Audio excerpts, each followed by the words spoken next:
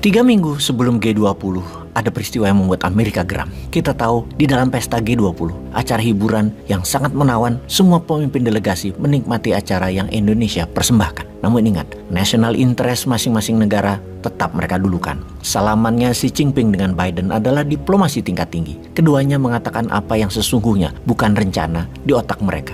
Don't let anyone knows what inside your head. Seperti perkataan Corleone di Godfather adalah perilaku semua pemimpin negara besar tersebut. Salaman, senyum, ngobrol, semua di permukaan. Pastinya itulah para lobbyis berlaku. Hal itu biasa dilakukan oleh para petinggi dunia. Stay cool, look interest, terlihat tertarik, tapi setiap gerakannya punya agenda. MBS Muhammad bin Salman tidak pernah ngobrol dengan Biden. Lalu semua kepala negara minta waktu private dengan Xi Jinping. Di G20, Xi Jinping adalah yang paling banyak diminta waktunya oleh semua delegasi, kecuali Amerika yang hanya di depan awak media saja. Kita kembali ke paragraf awal. Peristiwa yang membuat geram Amerika, Saudi dan Tiongkok keduanya sepakat bertransaksi atas petrol atau minyak Saudi menggunakan yuan. MBS agaknya gerah dengan dimainin oleh Amerika selama ini. Saudi hanyalah mesin ekonomi bagi Amerika. Disuruh beli alat perang, disuruh musuhan dengan Iran, disuruh bersih tegang dengan Yemen, dan Qatar, dan banyak negara lainnya. Dengan Tiongkok dan Rusia, agaknya Saudi lebih mendapatkan economic assurance atau pemenuhan kebutuhan ekonomi lebih menguntungkan menjadi aliansi atau sekutu Tiongkok dan Rusia. Penandatanganan kerjasama antara Saudi Aramco dan Sinopec sebagai pembuktiannya.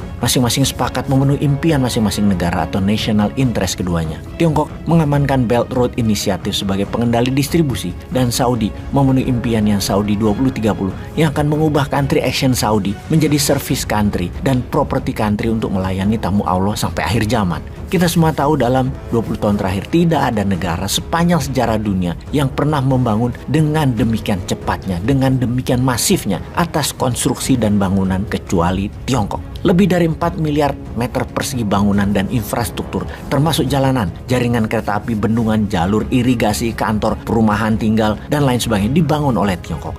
Itulah salah satu yang dibutuhkan Saudi 2030. Construction, developer, manufaktur petrochemical, dan berbagai macam turunannya, hidrokarbon, juga transportasi hub dunia. Dari sisi Tiongkok, mereka mengharapkan energi security untuk dalam negeri Tiongkok yang kebutuhannya sangat besar, 13 juta barel per hari, dan itu merupakan 10 kali impor energi Indonesia. Ini semua bagi Tiongkok adalah untuk pemenuhan visi 249 Tiongkok sebagai negara nomor 1 superpower dan negara berpenghasilan tertinggi di dunia. 29% oil refinery Tiongkok itu ada di kota Shandong atau di wilayah Shandong yang menjadi sentral MOU antara Sinopec dan Saudi Aramco. Efek tersebut akan membuat dolar kebutuhannya menurun tajam hingga 20% dalam 8 tahun ke depan.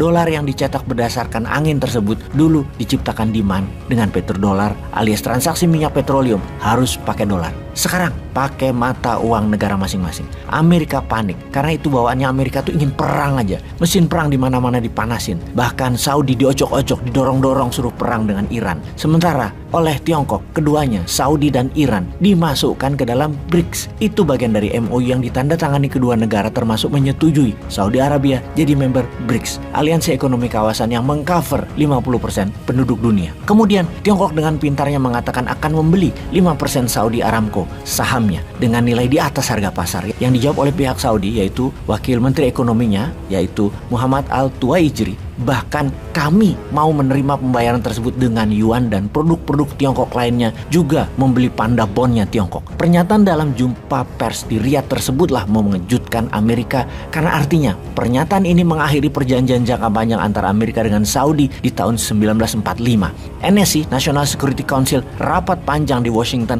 untuk mereview ulang hubungan dua negara Saudi dan Amerika yang ketika jumpa pers, Biden mengatakan akan ada akibatnya dari perbuatan Saudi ini karena mengancam energi security-nya Amerika dan membuat harga energi dunia tinggi sebagai penyebab inflasi dunia dan resesi ke depannya. Amerika akan beri pelajaran ke Saudi. Apalagi yang membuat Amerika murka? Data intelijen mengatakan bahwa Saudi Arabia sekarang sudah bisa memproduksi roket dan rudal balistik antar benua dengan bantuan Tiongkok. Juga sedang membangun listrik tenaga nuklir dibantu Tiongkok. Sehingga proses tersebut jika digabungkan, Saudi akan punya senjata berhulu ledak nuklir. Dengan informasi ini, Bagaimana menurut sahabat New Mind? Apakah strategi Petro Yuan ini bisa membuat dolar terjungkal? Apakah strategi aliansi Tiongkok diberikan keterampilan teknologi nuklir walau di awalnya untuk power plant atau energi, namun membuat Saudi menjadi negara adidaya juga, superpower karena memiliki nuklir, akan membuat konstelasi keseimbangan dunia berubahkah? Tiongkok endgames-nya 2049 adalah sebagai negara superpower bersama dengan para sekutunya adalah ancaman nyata bagi Amerika. Apakah sebelum semua kekuatan ini berkonsolidasi, apakah ada sebaiknya perang sekalian dengan tujuan utama adalah merobohkan komunis Tiongkok dan membuat Barat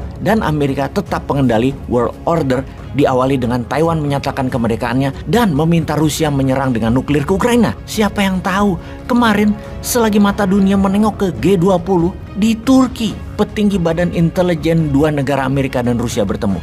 Jadi Indonesia harus bagaimana?